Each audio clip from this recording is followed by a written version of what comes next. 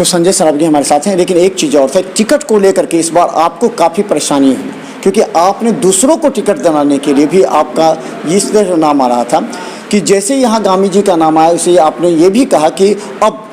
हायाघाट को लेकर के और कोयटी को लेकर के, क्योंकि आप लगातार 4 टर्म से आप विधायक हैं, तो ये भी कहा जा रहा है कि अगले बार आप विधायकी नहीं लड़ेंगे, आप विधायकी छोड़ देंगे, क्योंकि उसके ऊपर भी आपके सोर्सेज हैं। क्या हो रहा है? देखिए, भारतीय जनता पार्टी का एक कार्यकर्ता होने के नाते भारतीय जनता पार्टी जो भी काम देती है हम लोग वो काम करते हैं, और भारतीय जनता पार्टी ने फिर से मुझे उम्मीदवार बनाया है, और राष्ट्रीय जनतांत्रिक गठबंधन का मुझे आशीर्वाद प्राप्त है, मुझे नरेंद्र मोदी जी का आशीर्वाद प्राप्त है, मुझे जेपी नड्डा जी का, अमित शाह जी का मुझे आशीर्वाद प्राप्त है, नीतीश कुमार जी का मुझे आशीर्वाद प्राप्त है, राष्ट्रीय जनतांत्रिक गठबंधन में जितने गठबंधन मित्र हैं, चाहे मुकेश सहनी जी हो, चाहे और सभी लोगों का आशीर्वाद प्राप्त है, और भारतीय जनता पार्टी ने मुझे फिर से उम्मीदवार बनाया है और मैं मैदान में हूँ, और मैंने इतना सारा काम किया है कि हर बार मेरा वोट बढ़ा है। अगली बार भी चुनाव लड़िएगा क्या? मेरी बात सुन लीजिए ना,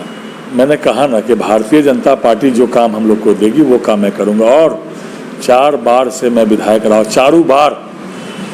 मेरा वोट बढ़ा है। आप देखिए, हर बार, पिछली बार हम लोग के साथ नीतीश जी नहीं थे, उसके बाद भी 14,000 वोट मेरा 10 से 15 में बढ़ा,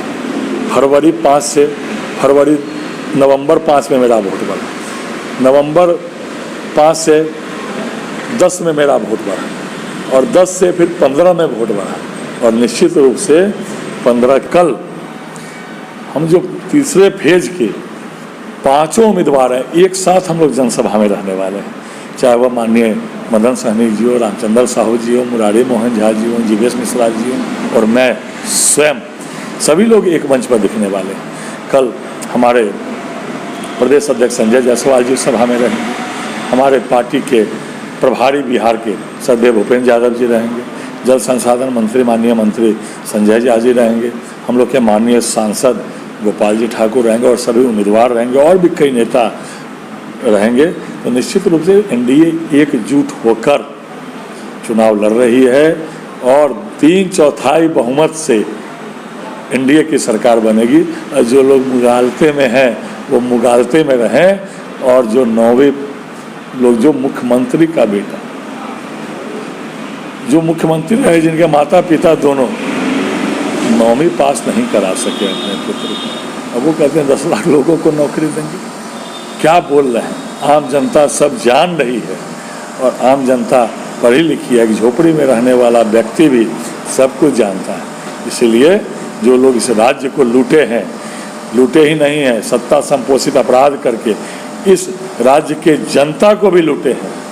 सबको यहाँ से पलायन करा दिए लोग, उसको लोग, जनता समझ रही है, देख रही है, और जनता राष्ट्रीय जनतांत्रिक गठबंधन और भारतीय जनता पार्टी के साथ है, और हम लोग को आशीर्वाद देगी। अंतिम सवाल, कहा जाता है कि कई ऐसे लोगों को निर्दलीय में खड़ा किया जा रहा है कि जो आपके वोट बैंक पे सेंध लगा सके। आम आदमी पार्टी के एक को खड़ा किया गया है जो निर्दलीय से खड़ा है, तो क्या लगता है कि ये कहाँ तक आप वोट? हम आम जनता के बीच में हैं, और आम जनता के लिए मैंने 15 साल सेवा की है, उनके सुख दुख में सहभागिता की है, और उनका काम मैंने किया, और आम जनता का मुझे आशीर्वाद प्राप्त, और मैंने 15 साल में ऐसा कोई काम नहीं किया जो अपने क्षेत्र के लोगों के मान सम्मान और स्वाभिमान पर ठेस पहुँचे। इसलिए आम जनता का मुझे आशीर्वाद प्राप्त है, और आम जनता के बीच में मैं फिर से एक उम्मीदवार के रूप में हूँ, और मुझे निश्चित रूप से पूर्ण विश्वास है कि आम जनता की मैंने सेवा की है, तो आम जनता का आशीर्वाद मुझे फिर से प्राप्त होगा। तो धन्यवाद। संजय सरावगी जाति धर्म से ऊपर उठकर राजनीति सिर्फ विकास पर बात कर रहे हैं। बता दें, कई लोग ऐसे हैं कि क्षेत्र में अलग अलग तरह की बात करें। जो 3 सवाल थे, हम आपको तीनों सवाल का जवाब संजय सरावगी से सुना। सवाल सिर्फ एक ये है कि आप किसी एजेंट की बात मत सुने, आप सिर्फ अपने दिल की बात सुने, अपने आसपास क्षेत्रों में विकास की बात देखें। आप ये देखें कि आखिर बिहार का नेतृत्व किसके हाथ में होगा। ये सवाल आपके लिए बहुत महत्वपूर्ण है। हो सकता है कि कई लोग आपको जाति धर्म पर भड़काने का प्रयास करें, लेकिन आप अपने दिल की सोचें, सिर्फ दिल की। ना वोट खरीदेंगे और ना वोट बेचने वालों के संपर्क में रहेंगे, क्योंकि इस बार की जीत काफ़ी महत्वपूर्ण होगी, क्योंकि आने वाला जो समय है वो एयरपोर्ट, एम्स और ओवरब्रिज जो बनेगा उसको लेकर के ही इस बार चुनाव मैदान में संजय सरावगी उतरे हैं। देख रहे हैं मिथिला मस्जिद पर हर अपडेट खबर यूट्यूब में। लेकिन अगली बड़ी खबर हम बता दें, क्या हुई हायाघाट में डील, देखते रहिए मिथिला मस्जिद।